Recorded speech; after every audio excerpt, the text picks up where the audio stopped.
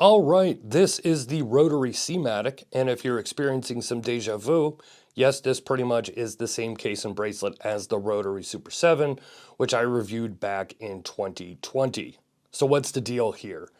Well, I have no confirmation on this, but it seems Rotary has some cases they need to move, or they just decided to do a separate line of watches to be sold by Rotary. What do I mean? Well, the Super 7 is only sold through Watch Nation, an online British watch dealer, and that watch is exclusive to them.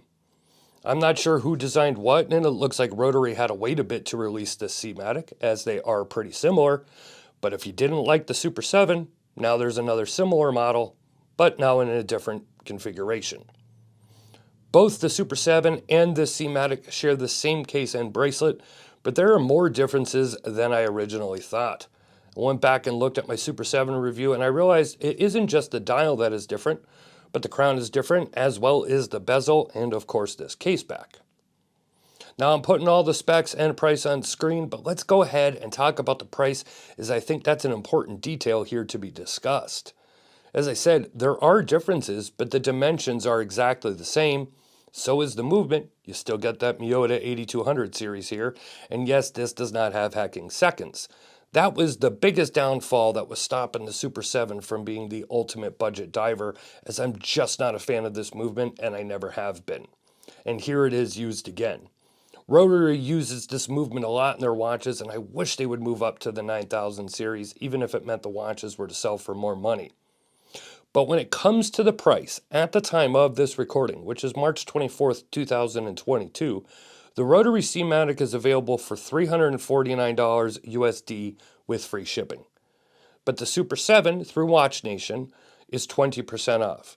Now, the Super 7 is available on both a rubber and a bracelet. I chose the bracelet for this comparison, of course, and the price comes to $279.20, and that includes the extra $25 for DHL shipping.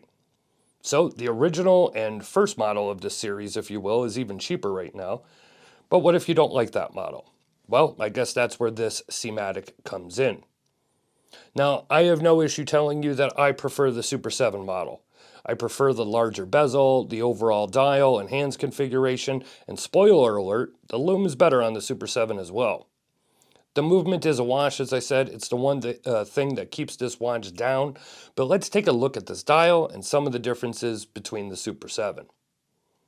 The dial is probably the biggest change on this Seamatic, with smaller indices than the Super 7, completely different hands, and this time just a date instead of the day date on the Super 7. There is a Cyclops over the date as well, and for me, this whole dial configuration isn't very attractive, and not one I would choose, but different strokes for different folks, and I can understand if some like this one more. One thing that is not subjective, though, is the date magnifier. Some love this feature on a watch. It's never been for me, but this one's just not good. It makes the date harder to see, in my opinion, and doesn't really magnify it, and you can only see the date if looking at it straight on, and it's just not clear at all. It's a blurry date, and I'm not sure why.